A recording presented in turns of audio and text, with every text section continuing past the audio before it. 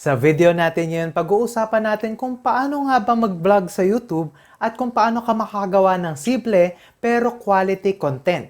Huwag kang mag-alala, madali lang ito, kaya just keep on watching.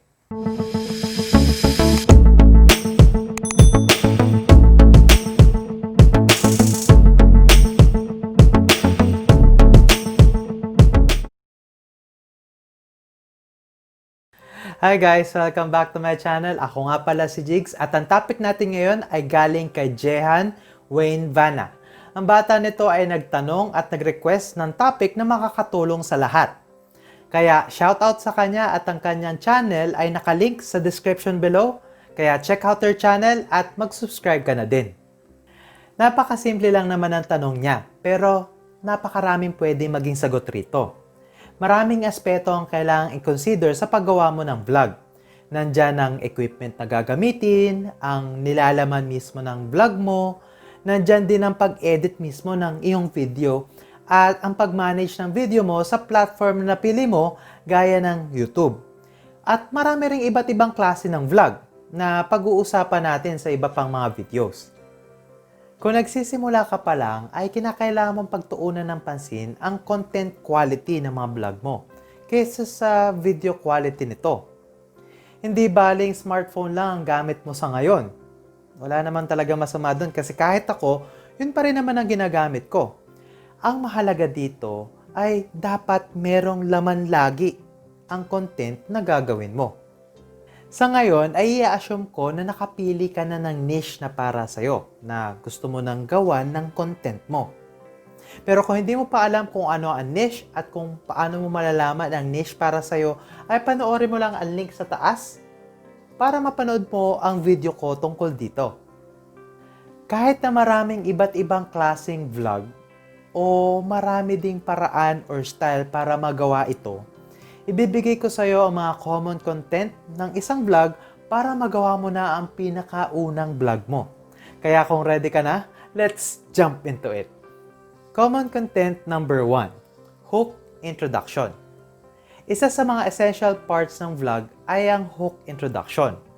Ito ang pinaka-crucial part ng vlog na kung saan meron ka lang 8 to 15 seconds para ma-hook mo ang mga viewers mo sa vlog mo. The more catchy ang introduction mo, ay malaki ang possibility na panoorin nila ng buo ang vlog mo. Marami kang pwedeng gawin sa hook introduction ng vlog mo.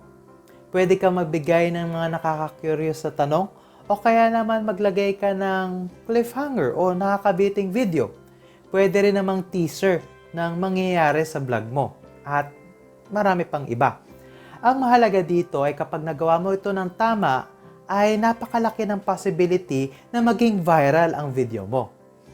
Iwasan mo lang na gumawa ng mga hindi totoong clickbait dahil malaki ang magiging epekto nito sa feedback ng audience mo. Tingnan mo rin kung paano gumawa ng hook introductions ang mga paborito mong YouTubers. At sa ganitong paraan ay pwede mo rin naman silang pamarisan. Ang hook introduction ay karaniwang makikita sa pinakaunang part ng videos nila. Common content number 2, summary or overview. Sa atin bilang small YouTubers ay mahalaga na maibigay natin ang summary or overview ng vlog na ipopost natin.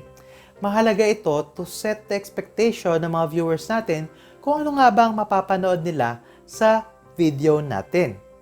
Siyempre, nakadepende sa'yo kung ano nga bang approach or style para magawa ito. Pero ang mahalaga dito ay maiparating mo sa mga viewers mo kung ano nga ba ang mapapanood nila sa vlog mo. Sa iba ay magkasama na ang hook introductions at ang summary and overview at walang masama rito.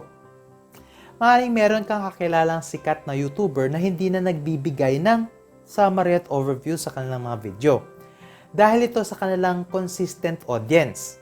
Ibig sabihin, kahit ano pang i-upload nila, kahit hindi sila nagbigay ng summary or overview sa kanilang video, ay meron at merong manonood nito.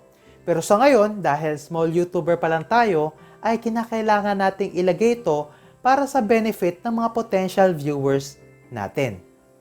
Common content number 3, body. Ito na ang part na kung saan ipepresent mo ang mga bagay na sinabi mo sa summary or overview ng vlog mo. Maraming paraan para magawa ito at maraming style kung paano mo nga ba siya gagawin. Pero ang pinaka-concept lang nito ay ito na talaga ang mismong content mo. O ibig sabihin, ito na yung actual na vlog mo. Dito mo ilalagay ang mga montage na ginawa mo o kaya naman ang mga tips na gusto mong i-share sa vlog mo. Actually, marami tayong gustong ilagay dun sa mismong vlog natin. Basta ang pinakamahalaga dito ay dito mo ilalagay sa part na to ang lahat ng information na gusto mong i-share, gusto mong malaman, or gusto mong ipabatid sa mga viewers mo. Siyempre, best practice pa rin na hindi hahaba sa 15 minutes ang vlog mo. Tandaan mo lagi na hindi mo kailangan ibuhos lahat sa isang video ang lahat ng gusto mong sabihin. Ang mangyayari niyan ay magkakaroon ka ng information overload. Ang pwede mong gawin ay pwede mo rin namang paghati-hatiin ang mga information na to sa maraming iba't ibang videos. O kaya naman pwede kang gumawa ng series tungkol dito.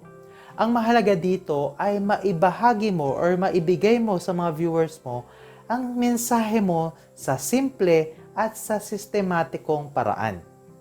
Common content number 4, outro. Itong part na to ay somehow optional. Pero isinama ko na rin para ma-maximize mo ang kayang gawin ng outro sa vlog mo. Actually, marami kang pwedeng gawin sa outro. At ang outro, ito yung last minute or pinakahuling sandali o yung alam mong patapos na or papatapos na ang vlog mo.